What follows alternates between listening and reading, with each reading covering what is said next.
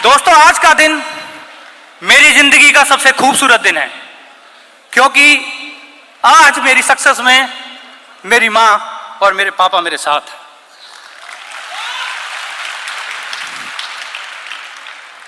मेरे माँ पापा पढ़े लिखे नहीं हैं, लेकिन उन्होंने कभी कोई कमी नहीं छोड़ी मुझे पढ़ाने में। और मुझे याद है कि जब मेरे स्कूल की फीस जाती थी तो मेरे पापा 100 रुपये कर्ज पे लेके आते थे, लेकिन वक्त से मेरी फीस देते थे ताकि मैं पढ़ाई से वंचित ना रह जाऊं। पढ़ने में बहुत अच्छा था मैं, और जब तक मैंने पढ़ाई की मैं हमेशा टॉपर रहा हूं। और जब भी मुझे हर साल स्कूल में फर्स्ट का अवार्ड मिलता था तो मेरे पापा को स्कूल में बुलाया जाता था, लेकिन क्योंकि मेरे पापा पढ़े लिखे नहीं थे इसलिए वो स्कूल नहीं आते थे। उन्हें अजीब सा लगता था कि पढ़े लिखे लोगों के बीच में मैं कैसे बैठूंगा, उनके बीच में मैं कैसे बातें करूंगा। और स्कूल के बाहर चाय की दुकान पे या बार्बर शॉप पे बैठ के वो इंतजार करते थे कि कब प्रोग्राम खत्म होगा और कब लोग बाहर निकलेंगे और मेरे बच्चे की तारीफ करेंगे। और आज मेरी सक्सेस में मेरे पापा किसी चाय की दुकान पे या किसी बार्बर शॉप पे बैठ के नहीं, बल्कि शानदार से त्यागराज स्टेडियम में इस 6000 की खूबसूरत भीड़ के बीच में और मेरे सामने बैठ के अपने बेटे की सक्सेस को विटनेस कर रहे हैं।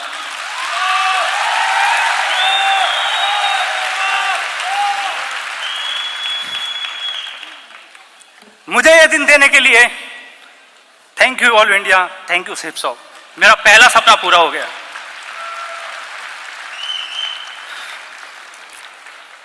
क्योंकि मैं पढ़ने में बहुत अच्छा था, इसलिए 17 साल की एक बहुत कम उम्र में मेरी इंडियन नेवी में नौकरी लग गई। नेवी में नौकरी लगने के बाद बहुत खुश था मेरा परिवार, और मैं अपने आप को बहुत सौभाग्यशाली समझता हूं कि 15 साल मुझे भारतीय नौसेना में नौकरी करने का मौका मिला। और सच बताऊं तो एक बहुत बड़ा एहसान भी है नेवी का मेरे ऊपर, क्योंकि आज मुझे काजल जैसी खूबसूरत और सपोर्टिंग वाइफ मिली है, उसकी वजह नेवी ही है।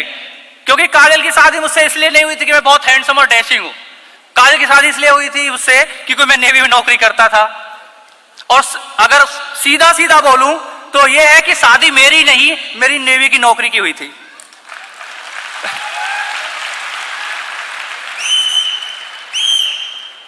नेवी में जॉब करता था तो एक बार मेरा ट्रांसफर दिल्ली हुआ, और दिल्ली में आने के बाद मेरी मुलाकात मेरे नेवी के एक सीनियर मिस्टर रतन सर से हुई, जिन्होंने पहली बार जब मैं दिल्ली में आया, नया शहर था, तो मुझे दिल्ली में सेटल होने के लिए उन्होंने बहुत मदद की। इवन कि मुझे ऑफिस भी वो अपनी बाइक से लेके जाते थे और शाम को घर पे भी अपनी बाइक से छोड़ते थे। बहुत मदद की उन्होंने मेरी।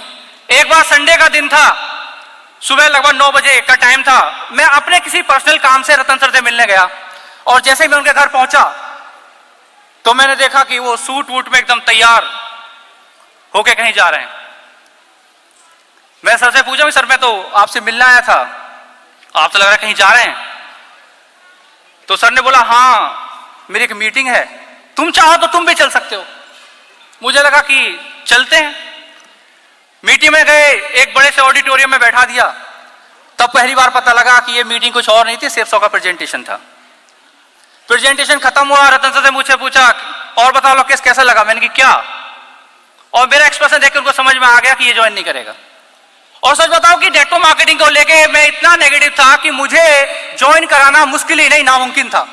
अगर मेरे सामने आप किसी नेटवर्क को बैठा दो तो मैं इतना मजाक बनाता था, इतना मजाक बनाता था कि लोग मुझसे बात ही नहीं करते थे। और ऐसा ही हुआ। ये दौर 3-4 महीने चला, लेकिन इस दौरान रतन सर एक बहुत अच्छा काम करते थे कि वो अपनी जब मुझे ऑफिस लेके जाते थे, जब रिटर्न में शाम को मेरे घर छोड़ते थे बाइक से, तो जैसे ही रास्ते में HDFC बैंक का ATM दिखता था वो बाइक रोकते थे और अपना चेक मुझे देते थे कि लोकेश एक काम कर, थोड़ा ATM में चेक ड्रॉप करके आ जाना। अब क्योंकि वो प्रेजेंटेशन देख चुका था तो इतना बड़ा बेवकूफ तो मैं भी नहीं हूं, तो मैं भी देखूंगा कि कमा भी रहा है बंदा या ऐसे ही फेंक रहा है। तो मैं चेक की अमाउंट देखता था, जमा करता था, चेक की अमाउंट देखता था, जमा करता था। बट मैं कोई बहुत ज्यादा मोटिवेट नहीं हुआ था, या सेफ सॉफ को लेकर मैं बहुत पॉजिटिव नहीं हुआ था चेक्स को देख के, इनकम को देख के, क्योंकि मुझे इनकम नहीं चाहिए थी। मुझे चाहिए था कि कब वो दिन आए जब अपने माँ को सम्मान दिला पाऊं, और वो मुझे चेक्स में नहीं दिख रहा था। लेकिन एक दिन 4 महीने के बाद एक दिन शाम को मेरे पास रतन सर का कॉल आता है कि लोकेश, मैं जो बिजनेस कर रहा हूं उसका आज क्लोजिंग डे है, तुम चाहो तो ये बिजनेस ज्वाइन कर सकते हो। मुझे लगा कि ये बंदा अपनी दोस्ती की कीमत मांग रहा है मुझसे, इसने जो मेरी मदद की है ना उसकी कीमत मांग रहा है मुझसे। और उस दोस्ती की कीमत देने के लिए मैंने उनको 25,000 रुपए दिए थे और मैंने ज्वाइन किया। और ज्वाइन करते ही मेरा बिजनेस खत्म। क्यों? क्योंकि ज्वाइन तो मुझे करना ही नहीं था, मैं तो सिर्फ कीमत दी थी दोस्ती की। लेकिन एक दिन मुझे हमारे क्राउन लीडर अजय पिल्ले सर की डायमंड से की वीडियो देखने का मौका मिला।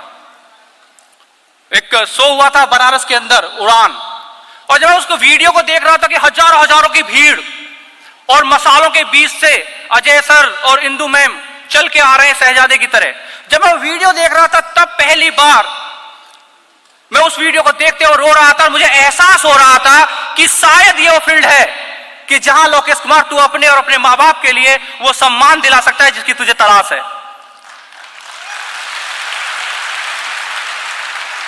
पहली बार डिसाइड किया था कि शायद ये वो सही जगह है। मुझे नहीं था भरोसा कि मैं डायमंड बन जाऊंगा, मुझे नहीं पता था कि मैं नेटवर्क बना पाऊंगा, बस एक उम्मीद जगी थी और मैंने डिसाइड किया कि मैं अब काम करूंगा। और जब काम करने का डिसाइड किया तो मैंने अपने घर पे पापा को कॉल किया और पापा को बोला कि पापा बड़े भैया को दिल्ली भेजो, मैंने एक बिजनेस शुरू किया है, अगर भैया मेरा साथ देंगे तो आप देखना कि 3 से 4 साल हमें लगेंगी, हमारे घर में ट्रैक्टर होगा, कार होगी, ये होगा वो होगा, बहुत कुछ होगा, हम पैसा कमाएंगे। मुझ पे मेरा परिवार बहुत भरोसा करता है। तो पापा ने भाई को दिल्ली भेज दिया। बड़े भैया दिल्ली आए, मैंने प्रेजेंटेशन दिखाया, ही वाज सो एक्साइटेड। हम दोनों भाई एक दूसरे को देख रहे थे तो लग रहा था कि अब कुछ ही दिनों के बाद हम करोड़पति बन जाएंगे। और उस एक्साइटमेंट में तुरंत मेरे भाई वापस घर चले गए और वो घर नहीं पहुंचे। उन्होंने हमारे जितने भी रिलेटिव्स थे सबको जाके टच करना शुरू कर दिया कि एक सेफ शॉप का बिजनेस है, एक प्रोडक्ट खरीदना है, 2 बनाने, प्रोडक्ट खरीदना है, 2 बनाने, प्रोडक्ट खरीदना है, 2 बनाने, प्रोडक्ट खरीदना है, 2 बनाने। और वो सारे रिलेटिव्स के पास घूम गए और उनको जवाब सिर्फ यही मिला कि आपने तो अब देखा है, हम तो पहले बहुत बार देख चुके, ऐसी कंपनी में कुछ नहीं होता, बेहतर होगा छोड़ दो। और उससे बेहतर यह होगा कि आपका भाई नेवी में नौकरी करता है, उसे बोलो इन बिजनेसों के चक्कर में नौकरी ना छोड़ दे, चुपचाप नौकरी करता रहे। और जिस मोटिव के साथ मेरे भाई गए थे वापस घर पहुंचे और घर पहुंच के पापा को सारी कहानी बताई और पापा ने मुझे कॉल किया कि बेटा चुपचाप नौकरी कर, ऐसे बिजनेसों से कुछ नहीं होता, हमने सबसे पूछ लिया, कोई ज्वाइन करने को तैयार नहीं है। और सेफ सौ का बिजनेस मेरा शुरू ही नहीं हुआ था कि दूसरी बार खत्म हो गया।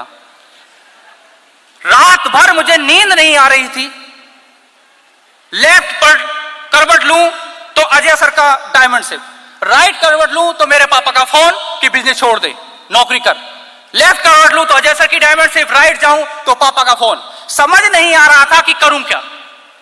पूरी रात मैं सो नहीं पाया और सुबह होते होते मैंने डिसाइड किया कि चाहे जो हो जाए, अब चाहे जो बोले, मैं ये बिजनेस करूंगा। एक्चुअली उस दिन मेरी शुरुआत हुई थी सेफ शॉप के अंदर, उस दिन मेरी ज्वाइनिंग हुई थी सेफ शॉप के अंदर और मैंने सीखना शुरू किया। और पहले ही 3 वीक की मेरी इनकम सेफ शॉप की 24,000 रुपए थी और सिर्फ 23 दिन के अंदर मैंने सिल्वर कंप्लीट कर लिया था। आज मैं डायमंड बना हूं, बहुत सारा सम्मान मिला, लेकिन मेरा मानना है कि यह डायमंड सिर्फ मेरी नहीं है। मेरा मानना है कि किसी इंडिविजुअल के एफर्ट से इतना बड़ा अचीवमेंट नहीं मिल सकता। सच बताऊं तो आज की ये डायमंड शिप मेरे माँ बाप का आशीर्वाद और उस परमपिता परमेश्वर का आशीर्वाद है। अब शायद आप कंफ्यूज हो रहे होंगे कि मैंने परमपिता परमात्मा से पहले माँ बाप का नाम क्यों लिया, क्योंकि ये मेरा अपना मानना है। हो सकता है सृष्टि ब्रह्मा ने बनाई हो, लेकिन इस धरती पे और मेरे जो क्रिएटर है वो मेरे माँ बाप हैं। और मेरा मानना है कि ऊपर वाले का आशीर्वाद मेरे साथ हो या ना, वो फर्क नहीं पड़ता, लेकिन अगर मेरे माँ बाप का आशीर्वाद मेरे साथ हो मुझे कोई हरा नहीं सकता। ये डायमंड शिप है उस ज्ञान की जो मुझे मेरे इवॉल्व इंडिया के सभी गुरुओं से मिला है। ये डायमंड शिप मेरी टीम के उन तमाम लीडर्स की और हुर्रा एक एसोसिएट की कड़ी मेहनत की है कि उन्होंने दिन देखा ना रात, सुबह देखी ना शाम, दिन रात फील्ड में काम किया, मेरा साथ दिया और मुझे डायमंड बना दिया। ये डायमंड सिर्फ मेरी नहीं, ये डायमंड मेरी वाइफ काजल के उस त्याग की है, उस सपोर्ट की है, जिसने मेरी एब्सेंस में कई कई महीनों मेरे परिवार का ध्यान रखा, बट मुझे कभी कमजोर नहीं पड़ने दिया। ये डायमंड सिर्फ मेरे बच्चों के उस इमोशनल सेक्रीफाइस की है कि कई महीने, छोटी सी उम्र में कई कई महीने मुझसे दूर रहे, बट उन्होंने कभी अपने पापा को कमजोर नहीं पड़ने दिया। और आज इस मन से मैं आप सबको तहे दिल से धन्यवाद करना चाहता हूं।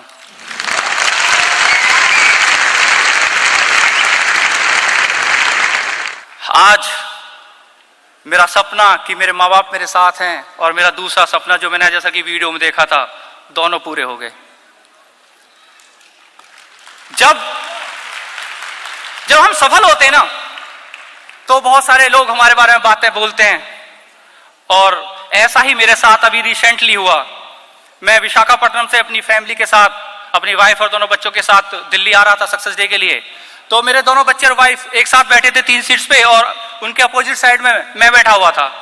तो मेरे बगल में एक अंकल बैठे हुए थे, लगभग 50-55 साल की उनकी एज थी। तो जैसे ही फ्लाइट टेक ऑफ की और थोड़ा सा आगे बढ़ी, तो अंकल मेरे से बातें करने लगे और मेरे से बोले कि क्या करते हो बेटा। मुझे लगा कि अगर मैं अंकल को डायरेक्ट सेलिंग के बारे में बताऊंगा तो पता नहीं समझ पाएंगे, नहीं समझ पाएंगे।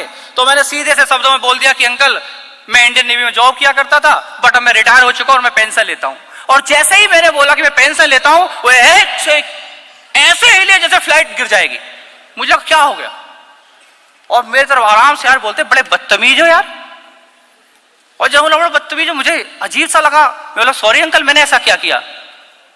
बोला मुझे लगा कि तुम पढ़े लिखे एक अच्छे सभ्य इंसान होगे, लेकिन तुम्हें मैं 55 साल का बुढ़ा मिला था मजाक करने के लिए।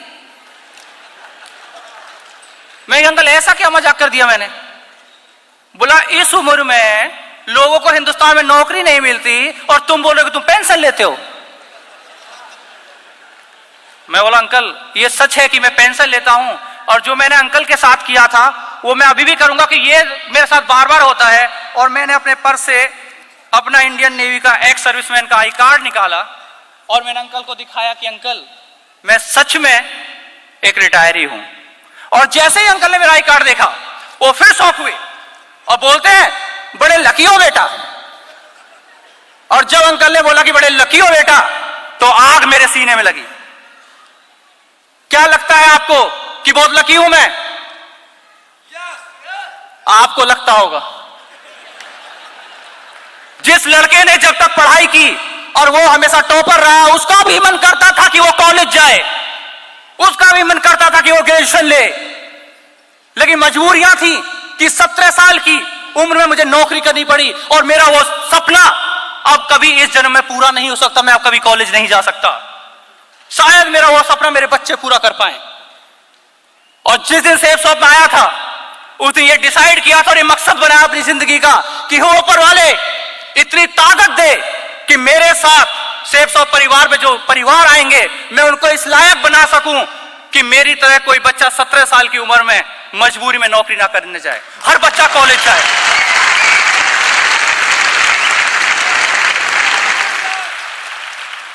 जिस तरह उन अंकल को मैं लकी लग रहा था ना, उस तरह शायद इस भीड़ में, क्योंकि जब हम सक्सेस होते हैं ना, तो लोगों को लगता है कि कुछ चंद लकी लोगों में से हम, क्योंकि हम डायमंड बन गए, कुल चंद लकी लोगों में से हम, क्योंकि हम सक्सेस हो गए। शायद आपको भी लगता होगा। दोस्त, फ्रेशर था, अगर इवॉल्व से आधा घंटे पहले आपका एक्सीडेंट होता है, आपकी लेफ्ट लेग में 6 स्टिचेज आते हैं, आपके सारे कपड़े फट जाते हैं, उसके बावजूद भी आप अपने घर नहीं जाते और 6 घंटे का अगर इवॉल्व अटेंड कर सकते हो, तो लक आपका साथ जरूर देगा और आप डायमंड जरूर बनेंगे।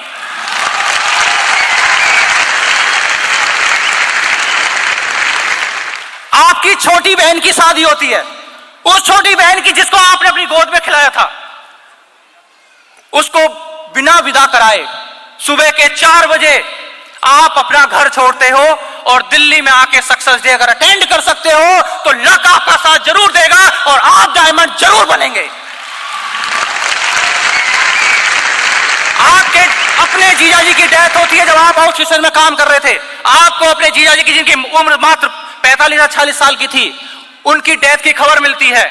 आप अंदर से टूटे हुए हैं, लेकिन उसके बावजूद भी आप घर नहीं आते, अपनी टीम के साथ फील्ड में उसी मोटिवेशन के साथ, उसी कॉन्फिडेंस के साथ अगर काम कर सकते हैं और अपने तब तक काम कर सकते हैं जब तक अपना टारगेट पूरा ना कर ले, तो ये लक आपका साथ जरूर देगा और आप डायमंड जरूर बनेंगे। आपके अपलाइन के साथ हाईवे के ऊपर एक्सीडेंट होता रहे, एक बार नहीं 3-3 बार, लेकिन एक्सीडेंट होने के बावजूद 1 मिनट के लिए भी अगर आप सेफ शॉप से दूर हुए बिना अगर सेफ शॉप में काम करेंगे तो एक दिन लक जरूर आपका साथ देगा और आप डायमंड जरूर बनेंगे। आप अपने डाउनलाइन के साथ बिहार के जहानाबाद के जंगलों में अनजान जगह पे रात भर भटकते हैं, लेकिन उसके बावजूद भी अरवल बिहार में सुबह सही टाइम पे पहुंच के अगर आप अपनी टीम की मदद कर सकते हैं तो लक आपका साथ जरूर देगा और आप डायमंड जरूर बनेंगे। 250 की टीम हो जाने के बाद 7 महीने तक जीरो के चेक पे रहने के बाद नेवी के एक प्रमोशन कोर्स के लिए आप जाते हैं और वहां आपके डाउनलाइन के साथ आप अपनी खुद जीरो के चेक पे है 7 महीने से, उसके बावजूद अपनी पर्सनल सेल्स अपने डाउनलाइन के नीचे प्लेस करते हैं और 7 महीने तक बिना चेक के उसी कॉन्फिडेंस, उसी जज्बे और उसी जुनून के साथ अगर सेफ शॉप में आप काम कर सकते हैं तो लक आपका साथ जरूर देगा और आप डायमंड जरूर बनेंगे। लकी नहीं हूं मैं, कीमत चुकाई है मैंने, लेकिन यह सच है कि मैं लकी हूं। यह सच है और मैं चिल्ला चिल्ला के बोल सकता हूं कि हां हूं मैं लकी।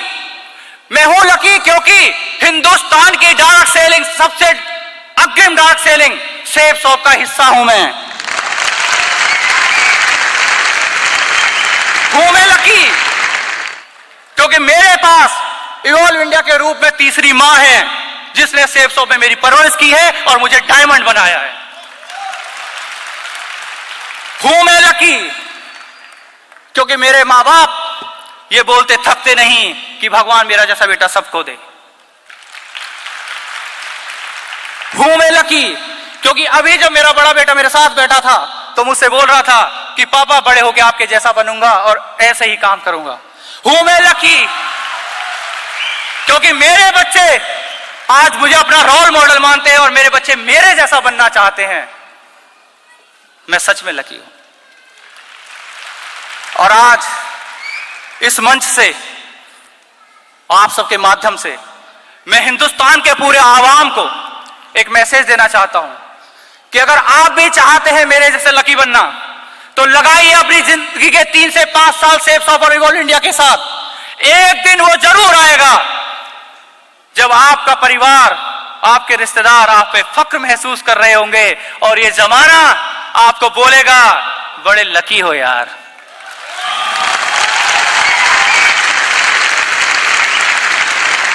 और लास्ट में उस परम पिता परमेश्वर से ये दुआ करते हुए कि वो हिंदुस्तान के हर परिवार को सपने देखने की ताकत दे और हिंदुस्तान के हर परिवार का सपना पूरा हो। मैं अपनी बातें खत्म करता हूं। Thank you. जय हिंद, जय ऑल इंडिया, जय सेफ शॉप।